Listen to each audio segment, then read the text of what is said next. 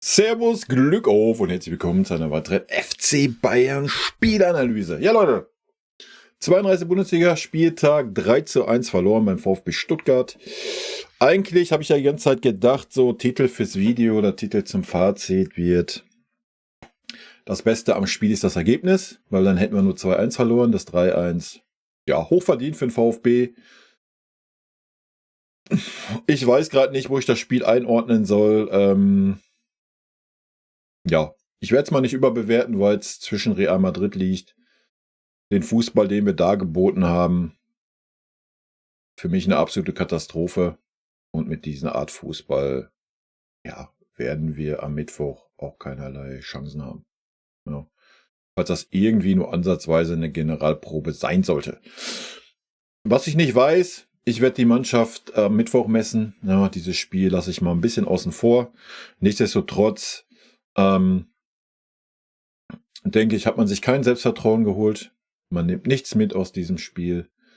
Die Art, wie wir Fußball gespielt haben, hat nichts mit dem FC Bayern zu tun. Hat auch nichts mit dem Hinspiel zu tun, wo wir eine ähnliche Art versucht haben, Fußball zu spielen, aber dann in den entscheidenden Situationen ganz anders da waren wie heute. Das war heute gar nichts. Aber wie gesagt, wir wollen das mal nicht überbewerten. Das ist zwischen den Champions League Halbfinalspielen. Von daher alles gut. Ja, von daher möchte ich auch gar nicht groß sagen, aber ich denke, ja, wahrscheinlich sollte ich am besten die Petition unterschreiben, dass Tuchel bleibt und einen offenen Brief an Uli Hoeneß unterstützen. Das wäre wahrscheinlich das Beste, was ich tun kann. Noten werde ich auch nicht verteilen, Leute. Ich werde gleich ein paar Spieler nennen, die mir positiv aufgefallen sind.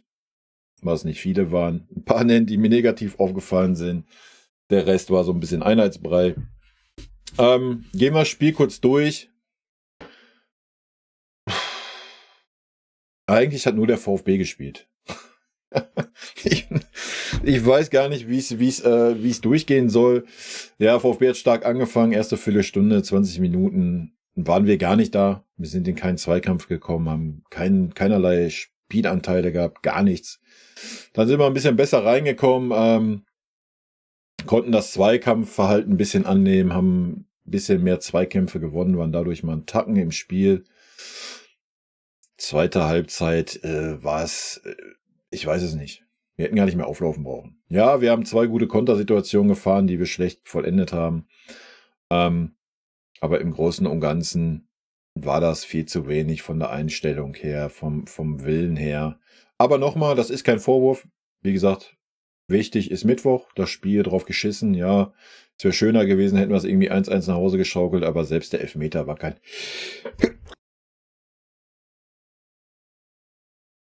Sorry, selbst der Elfmeter war kein Elfmeter. Ja, da können wir vom Glück reden, dass wir den Elfmeter gekriegt haben. War auch die einzig auffällige Chance vom Serge, kommen wir gleich zu. Ja, das ist das Spiel.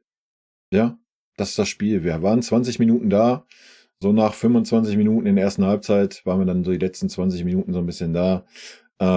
Zweite Halbzeit wild. Ich hatte kurz gedacht, wow, der Opa macht ein ganz ordentliches Spiel. Was ist denn jetzt los, ey? Ich hatte kurz gedacht, so, wow, der Opa macht ein ganz ordentliches Spiel und dann zack, wieder so ein katastrophaler Stellungsfehler. Und lass uns nicht drauf eingehen. Lass uns einen Blick in die Statistiken werfen. 3:1 verloren, völlig zu Recht. Ja, gefühlt hat Stuttgart 100 Torschüsse gehabt, wir ein. Gucken wir mal rein. Ballbesitz 60:40, Abseits 3:0, Fouls 10:8, Zweikampfquote 47:52. Alter, das halte ich für ein Gerücht. Sorry, das halte ich für ein absolutes Gerücht, dass die Werte stimmen. Alter, dann habe ich, aber gut. Schüsse aufs Tor, 10:3, Schüsse insgesamt 24:10, Ecken 3:1, angekommene Pässe 586:365, Flanken 12:3. Schüsse insgesamt, Kane 4, Choupo 2, Kim 1, Torschussvorlagen 0, gewonnene Zweikämpfe, Kim 6, Choupo-Moting 6, Kane 6. Ballkontakte 70, Kim 68, Goretzka 66, Neuer. Jo, so viel zu den Statistiken. Ich switch mal um, aber wie gesagt, Benotung schenke ich mir. Welcher Spieler ist mir positiv aufgefallen? Definitiv Harry Kane. Harry Kane hat wieder mal alles aus sich rausgeholt, hat so viel für die Mannschaft mit nach hinten gearbeitet. Gerade dann zweite Halbzeit war er mehr Zehner, Achter wie Stürmer. Ja, hat versucht, die Außen einzusetzen, die aber katastrophal waren. Hat sich aufgerieben für die Mannschaft, hat den Elfer eiskalt gemacht. Ansonsten hatte diese Kopfballchance von Tell, der eine gute Flanke geschlagen hat. Da sieht man mal, was ein Tell kann, wenn er denn über seine Seite spielen darf, was er heute wieder mal nicht durfte und deswegen auch kaum zu sehen war. Kommen wir gleich noch zu. Harry Kane positiv aufgefallen, Eric Dyer, ja, Platzwunde am Schädel, getackert, genäht, gemacht, getan, Pflaster drauf, wieder drauf aufs Feld. Das Tor verhindert, indem er noch sich die Tacker noch ein bisschen weiter hat im Kopf ballern lassen von den Kopfball, Wunde wieder aufgegangen, Turban drum weiter. Ja, halt ein Innenverteidiger, wa?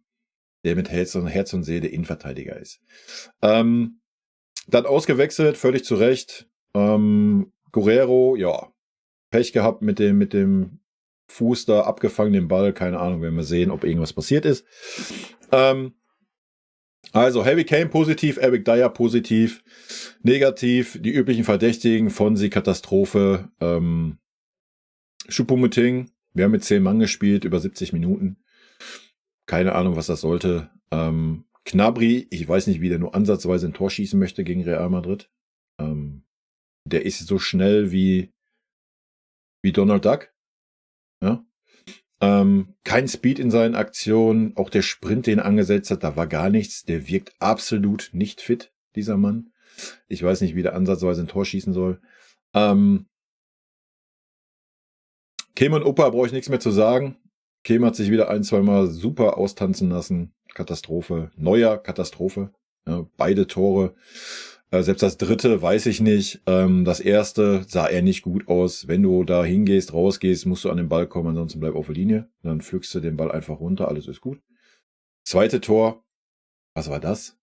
Also, neuer Katastrophe heute. Der Rest Einheitsbrei, Kimmich super enttäuschend. Gar nicht gesehen, 0 Einfluss. So sehr wie wir ihn gelobt haben, bis vor 2 Spielen. So in der Masse untergehend ist er jetzt. 0 von Führungsspieler, 0 von irgendwas, Katastrophe. Pavlovic hat es auch schwer gehabt, aber ist besser reingekommen. Tell habe ich schon gesagt, Katastrophe über die rechte Seite. Ja, hat super schwer gehabt, auch die ersten 20 Minuten, wie die ganze Mannschaft, da war keiner gut. Kam da ein bisschen besser rein, konnte ein paar Bälle festmachen. Aber es ist nicht seine Seite, die rechte Seite. Ja, hat man gesehen, er war dann einmal auf links. Ich weiß nicht, warum Gnabry nicht auf rechts spielt und ein Tell auf links. Wir haben es gesehen, dann war er einmal auf links, hat direkt eine gute Flanke auf dem Heavy geschlagen. Der hätte den Kopfball ein bisschen besser setzen können, ja. Der Rest, Einheitsbrei. Kompletter Einheitsbrei. Nochmal, das soll keine Kritik sein. Das ist einfach nur, was ich gesehen habe. Ich habe da volles Verständnis für, dass es ein Spiel um die goldene Ananas für uns ist. Ja, wir können kurz reingucken. Warte, sofern das hier überhaupt machbar ist.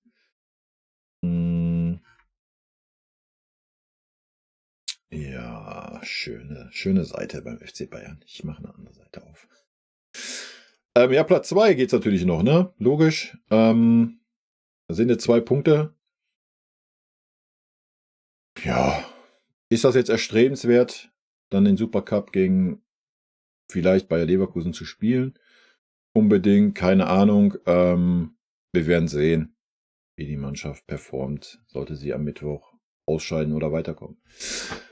Ja, wir wollen das Spiel nicht überbewerten, habe ich schon gesagt, aber Selbstvertrauen konnte man sich jetzt nicht mitnehmen. Ja. Wir werden die Mannschaft auf das Spiel auch bezogen dann am Mittwoch messen und dann halt auch knallhart beurteilen. Ja, wir behalten mal die Leistungen von jetzt im Hinterkopf. Gerade von so gewissen Führungsspielern, die sollten dann am Mittwoch aber 110% liefern. Ansonsten kannst du sie sportlich vernichten.